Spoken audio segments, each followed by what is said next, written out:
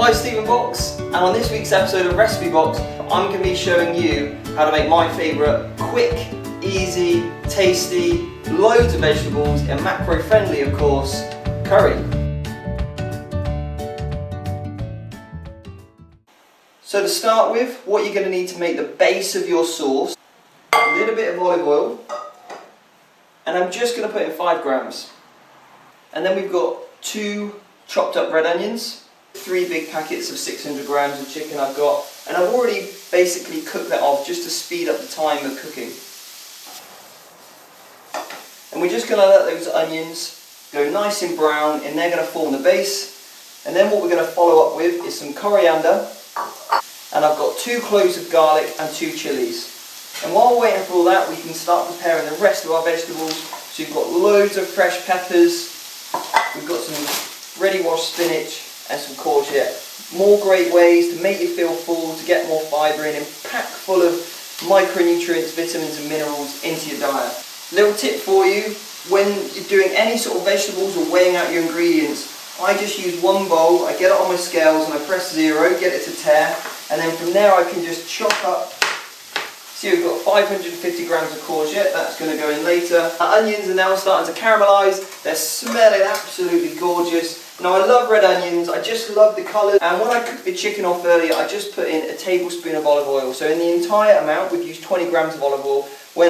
When you actually divide this up, it's going to be a tiny amount. So next, after the onions are done, in goes those chilies and in goes the coriander as well.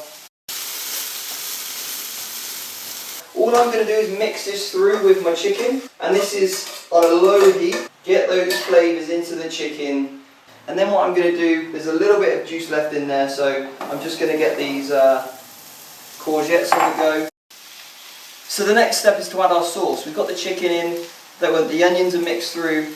Now I've gone here and bought a Sainsbury's Bhuna chicken curry sauce, and you could use this with kind of pork or whatever other dish you wanted, but for me personally, looking at the ingredients, this just saves me such hard work.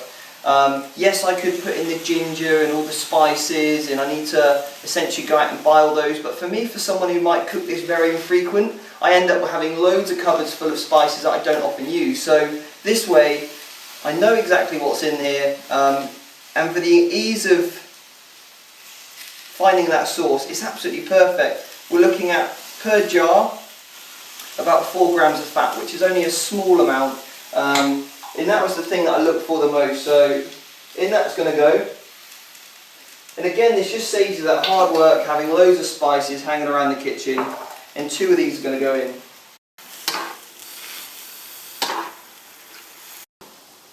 Okay, so what I've just done is I've transferred everything into a much bigger pot. Because I'm using so many chunky vegetables, I'm starting to run out of room, so I've just transferred that into one big pot. Now I'm using the frying pan to cook everything through, so these courgettes are done, and they can go into the big main pot, and I'll keep that stirring over.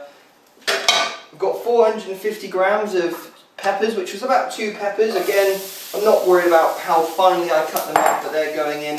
And I've also got 100 grams of raisins, just for that little bit of sweetness. A few extra carbohydrates, but that's fine. Next stage of the game is going to be adding the spinach. I've just got 200 grams already washed, and spinach really doesn't take too long. It's going to wilt away nicely. It's going to be fantastic. And again, spinach in sauce just gives it that thickness, in kind of like that substitute, I suppose, for flour.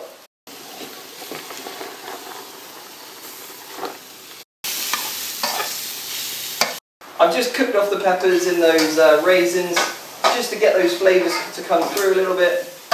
Into the big pot that they go. Once you've done all that, it's a case of stirring everything up, leaving it to simmer for maybe like another 5-10 minutes. In the meantime, I can get my wild rice on, and we're pretty much good to go. It smells beautiful.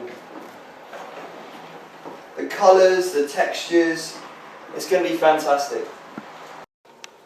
So the rice is cooked, and as you can see, I've just popped it on my plate, onto my scales. And this mix, as you can see, it's all simmered through. Come and take a closer look. It smells incredible. And that curry sauce is really just starting to get through those spices. And the chicken's been in there long enough that will absorb all of that, and it's looking fantastic. I'm going to make 12 portions, so I'm just going to evenly distribute this across my portion, anyone else I'm cooking for, and then divide those up into Tupperware for tomorrow and the day after. They can be frozen. Perfect.